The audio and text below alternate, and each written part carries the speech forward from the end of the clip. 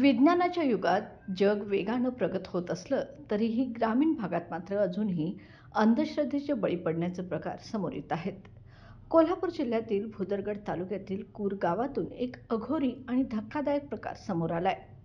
एका महिलेने पतीपासून सुटका मिळावी यासाठी थेट स्मशानभूमी गाठली आणि तिथे एक चिठ्ठी लिहून टाकली.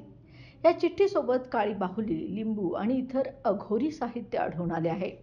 विशेष म्हणजे या चिठ्ठीत तिने इतर 3 महिलांचीही नावं लिहिली आहेत.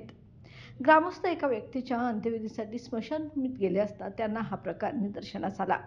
या प्रकरणाची चर्चा आता संपूर्ण गावात आणि जिल्ह्यात सुरू आहे.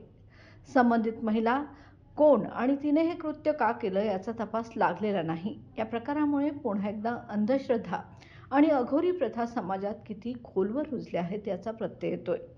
पोलिसांकडून या प्रकरणाची चौकशी होण्याची मागणी आता ग्रामस्थांकडून करण्यात येत आहे.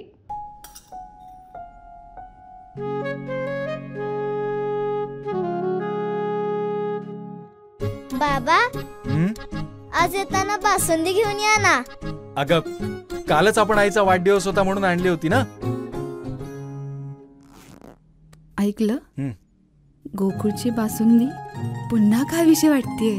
खरं सांगू, मलाही खावीशी वाटतेय.